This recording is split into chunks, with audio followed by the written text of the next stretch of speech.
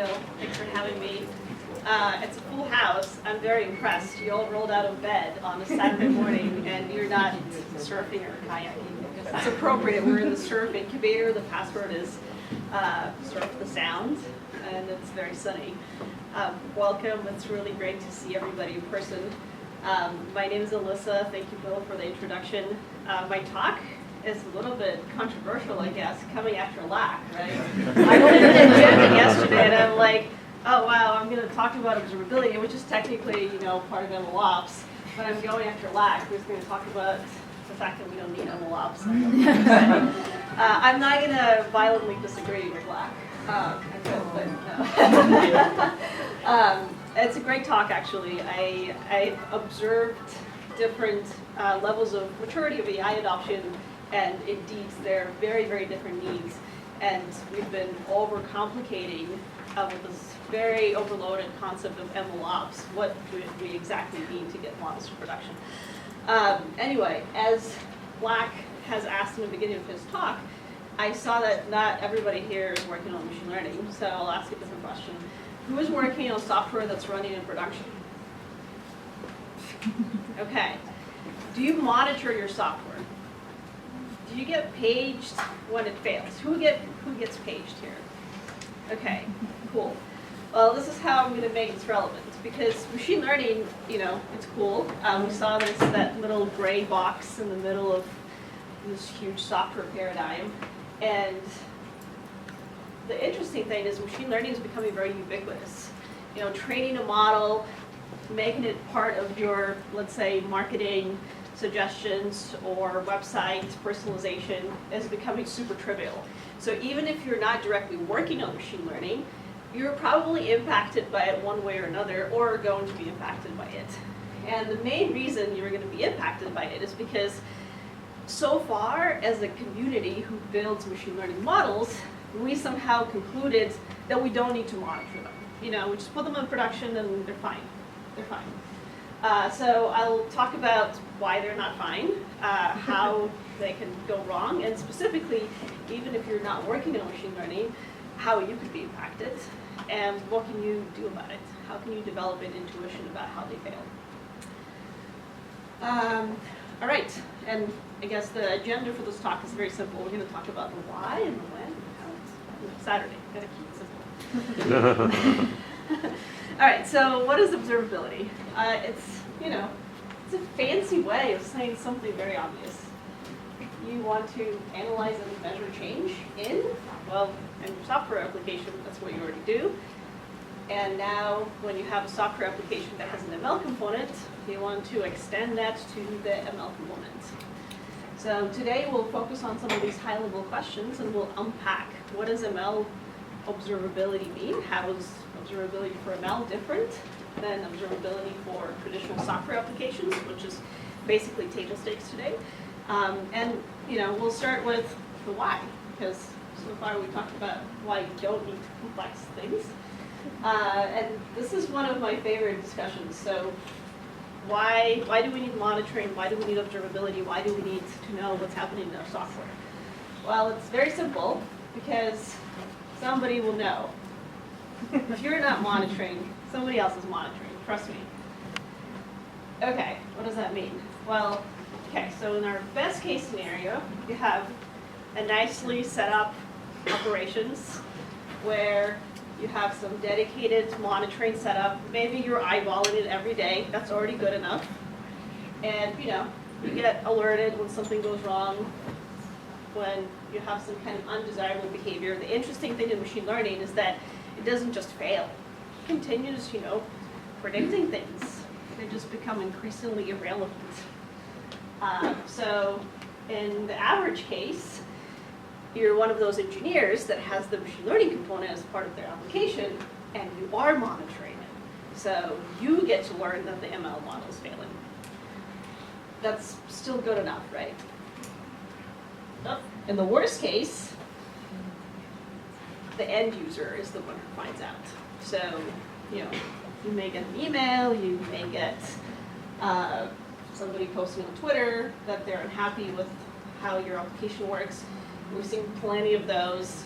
It could be as big as, oh, I got my wife got denied a loan by the Apple Card. I didn't. We have the same financial history. Okay, that's embarrassing. We don't want to get that. So if you're not monitoring and your downstream system is not monitoring, your users are monitoring. Well, if you're not Apple and your users are not vocal enough, then the quarterly review is monitoring. Because if you're running a machine learning application, hopefully it's generating value. If it's not generating value, that's actually a good enough scenario. The worst case is it's going to be harming the business. So if you're not monitoring, then in the absolute disaster case, you're going to learn it in your quarterly review. Like Unity learned in their Q2 report that they lost 200 million due to bad data that was consumed by machine learning recommender systems that were recommending ads. And the users weren't clicking, ads weren't converting. Machine learning does decisions at massive scale, so they've seen 200 million worth of failures. All right, hopefully you're convinced about why.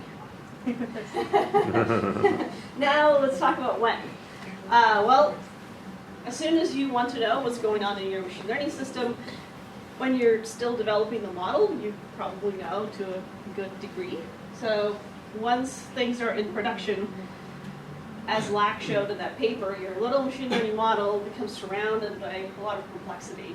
So as soon as your model's in production, you need to get a really good sense of the visibility. Why is this important once you're in production? Well, when you're developing the model, you're making massive investments into the development process. Machine learning models are really, really expensive to build. So the fact that you're building a model means that you're anticipating that it's going to create some big return of investment. Ooh, I'm yelling in my own ear. So the fact that your organization decided to build a model means that the organization decided that it's a big enough problem to be solved with machine learning, and they're anticipating a return of investment. Now, what happens when the model goes to production?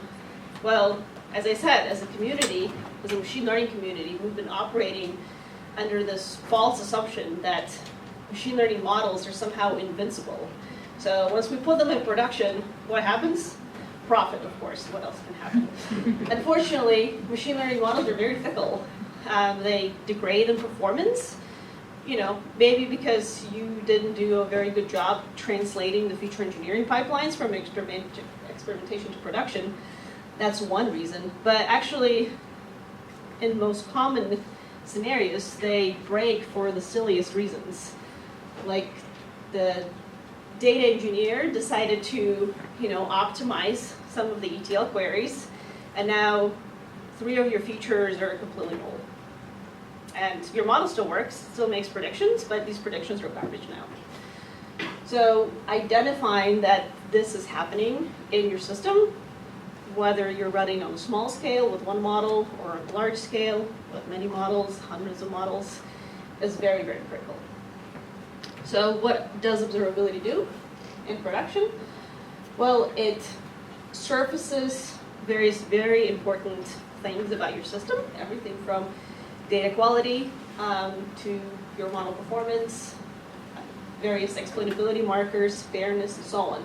But most importantly, it creates a critical feedback loop that allows you to understand how well is your model doing, do you need to make improvements, do you need to do anything about it, do you need to retrain it. It could be automatic if you're running large scale, it could be manual if you're running small scale, but it's essential that you know. If you just put it in production and then walk away, well, I guarantee something sad is going to happen. All right. So now hopefully I convinced you. And let's talk about how. Let's develop some intuition. So we have a lot of engineers in the room. You're monitoring your existing software systems, whether there's an ML component there or not. Less relevant.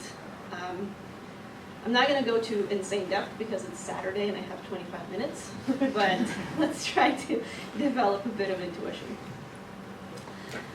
So, observability is about analyzing change in an ML application. I'm going to keep it super simple. We're just going to take the sentence and we're going to break it into 3 parts. So, what's an ML application? Well, there could be a lot of complexity, as Lax was showing you. Very, very involved, complex architectures that you can set up with GCP or Azure or Databricks or AWS. But really, it all comes down to kind of 4 critical activities that are happening in your machine learning system. One is your feature pipeline.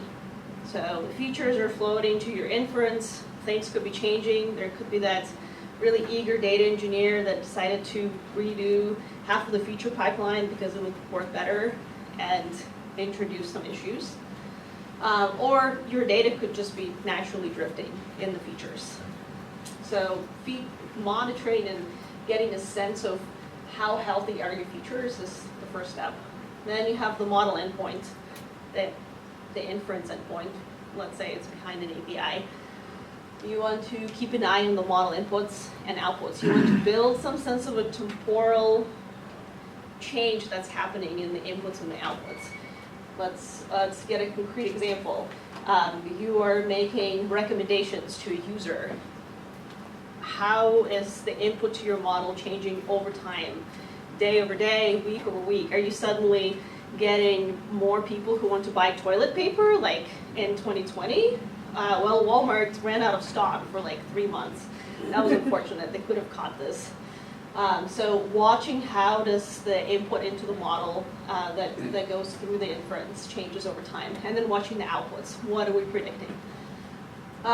Once you do have performance, once you do have ground truth, you can join the ground truth with predictions. You can start measuring model performance. And then finally, how is your customer reacting to what the model is producing? Let's say you have this awesome feature that you build that allows your customers to autocomplete the subject in the marketing campaign. Are they using it? Is everybody opting out? Is everybody opting in? Are there segments of your customers that totally hate this feature? True story, there's one of our customers has a feature like that, and it's terrible for non-English languages. So all of our non-English speaking customers hate that feature and opt out immediately as soon as they get on the page. So monitoring for that and getting a sense of how is the model output impacting customer experience is very important. And it doesn't have to be complicated. You can do it by hand. You can just get samples from each of these activities, look at them in your Jupyter notebook. You can automate it, depends on your use case. Now, what do you compare to? Okay, you took samples, how do you know whether something has changed? Well, machine learning is a little bit peculiar compared to traditional software. In machine learning, we have a very concrete baseline, which is the data that your model was trained on. Your model only knows what it was trained on, and that if your current reality is different from what it was trained on, it's most likely not working well. So you want to establish those baselines. Typically, you want to get a sample of your training data so you can continuously compare the data that you're seeing in production to your training data. And here, again, it doesn't have to be very complicated. You could be running this in the Jupyter notebook. You could be getting a sample statistics from your training data, and then occasionally comparing this to the statistics that you're seeing that describes the model, the data that's model seeing during predictions. And finally, what do you analyze? How do you measure? How do you establish that the change is occurring in your system? Well, you bring the first 2 components together. So you start calculating statistics that describes the data that flows through the model, whether it's in the features and the inputs and the outputs and in the ground truth. And you start establishing, certain continuous checks that you do. One very popular one is for distribution drift. So are the features you're seeing, is the data you're seeing dramatically different between the statistical descriptions of this data? Are they dramatically different from training to the current inference? The data quality bugs. Did you identify that half of your features are now null, or that half of your features that were supposed to have positive values are negative? Or very often, if you have something like a zip code in your training data and you're in Python, non-strongly typed, You were training on integers, integer 5-digit zip codes, everything looked really good. And then your data provider decided to give you more accurate data and give you 9-digit zip codes with a hyphen. Suddenly, your model does not care about those zip codes at all because it has never seen those zip codes. So you want to catch those data quality bugs because they will impact your experience. And then if you do get ground truth, you should be able to look at the model performance and watch if it's degrading over time. Typically, it does naturally because the world around us changes, the world around your model will change, and you will have to retrain the model even if nothing dramatic. Even if COVID is not happening, most likely the behavior of your customers is changing over time. So you need to observe how does this model performance change and whether you need to retrain. And finally, that customer experience. So that doesn't even have anything to do with the model itself, but watching how does your customer interact with the feature that's powered by this model is very important. All right, so hopefully we've built some intuition, and I really want to boil it down just to kind of 2 big activities that you could do in order to make sure that you understand how do things change in your machine learning system.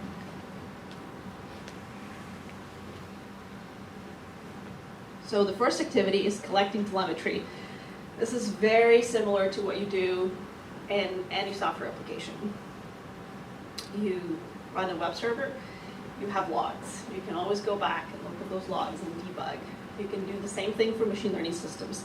It's a little bit different because you have to account for the dimension of data. So in here, you're not just collecting, let's say, individual clickstream events. You want to understand and compute the distributions of the data that's flowing through your system.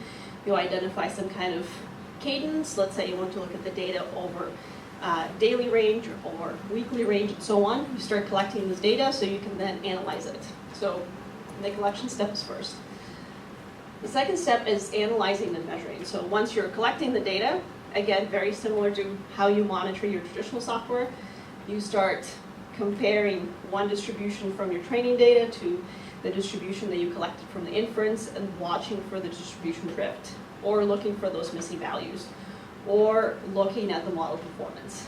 So essentially, what you're trying to establish in your machine learning system is not much different from what you're currently running in your existing software application.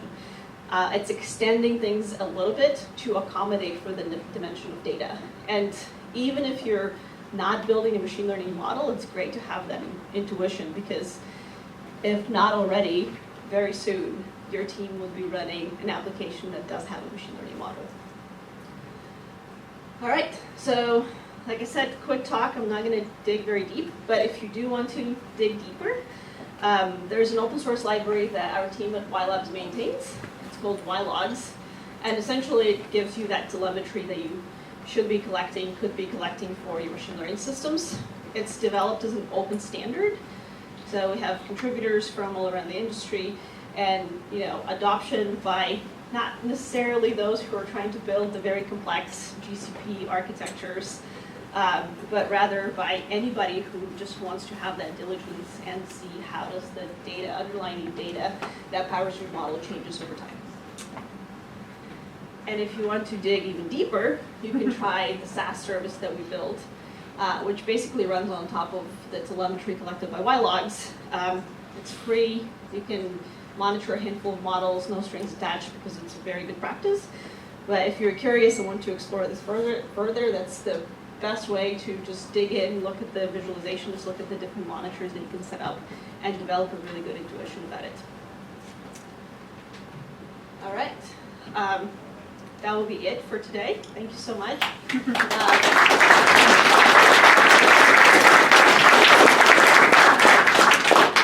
If you're interested in observability, if you want to argue about MLOps,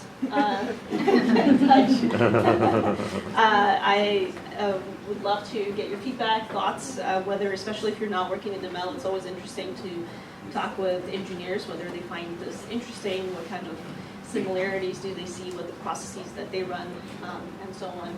And yeah, as far as the open source goes, we are building an open standard for ML telemetry, so if you're working on this, we'd love your feedback. Great. I'm glad I put your talk after the leg. Otherwise, imagine you talk a lot about MLs and then like say, no, you don't need the MLs.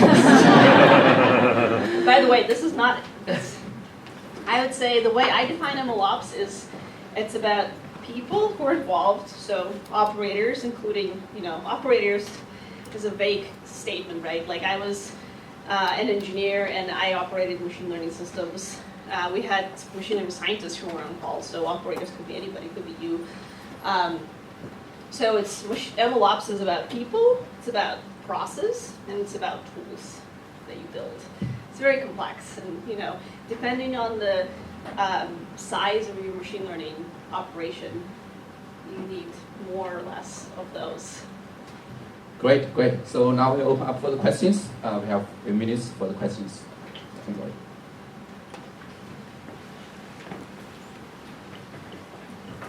Thanks for the talk. Can you explain what are some differentiators of your product compared to what some of the big providers already have? Yeah, thank you. Great question. So the way the product is built is agnostic to the infrastructure, and most commonly our customers use YLabs because they have models that are deployed. Let's say, actually the most common weird pattern is you have models that are trained on GCP because you really love BigQuery, but it's much cheaper to serve them on SageMaker Survey because Amazon gives you all kinds of freebies there. So if you have this kind of mixed cloud setup, super easy to get monitoring set up with YLabs, where if you're using one of the cloud extensions, you're basically stuck to only SageMaker models, only Vertex models, and so on.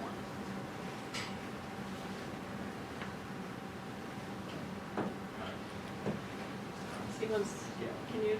Oh, What do you wow. see as the greatest challenges in this industry? Greatest challenges. And by industry, do you mean? MLOps. Okay, MLOps. Well, I think we just saw the greatest challenge highlighted here. Some people don't believe it is necessary. Well, I wouldn't say it's about belief, because Black didn't say that he doesn't believe. He just said you don't need this complexity if you're not going to benefit from this complexity. Do not create complexity for the sake of complexity. I think the biggest challenge is the fact that as the industry, as the community, we still have not agreed on what are the best practices. What are the table stakes set of tools that you might need, how to make the adoption of these tools very easy. So I think the biggest challenge is the fact that the industry is in a very, very kind of embryo stage, and we can only push it further and make it better as a community by having discussions, by challenging each other, and so on. We have one more. Okay, one more question?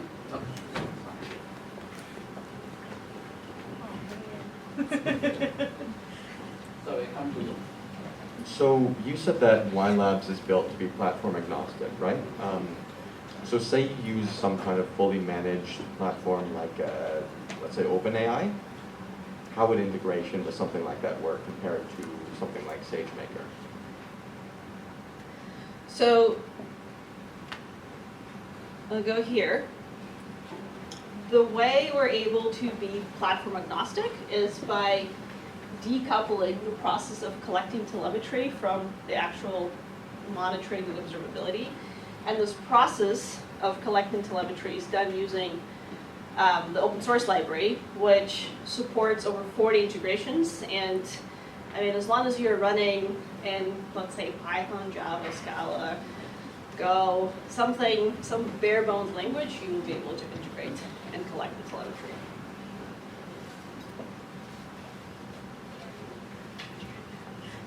I think questions over here right now. Cool. Thank you. So my question is, what is your rule of thumb for buying versus building these observabilities? I'm actually working on the guide right now, and it's currently 37 pages, and the team is refusing to post it because it's too long. But I'll try to make it short. So I think based on hundreds of conversations I've had so far with individuals who are, working at enterprises and building machine learning systems and machine learning operating platforms, everybody has something, has some kind of way for monitoring. Because as I said, if you're not monitoring, somebody else is monitoring. You figure that out really fast as soon as your model is running in production. So everybody has built something that helps them do the monitoring. And at some point, you find yourself supporting that monitoring, house-built monitoring solution, in-house built monitoring solution, with more engineers that you have, or with data scientists that should be doing something where to maximize their skill set rather than building Jupyter notebooks that help you render dashboards. So if you're finding yourself at a place where the operating component of your machine learning system takes a lot of hands on deck, a lot of humans, then it's probably a good time to consider, I wouldn't necessarily say you have to buy, but I would say move away from the homegrown solution, start with open source, look what's available. Depending on the scale of ML operations you're running, you might just get by with open source or procure something.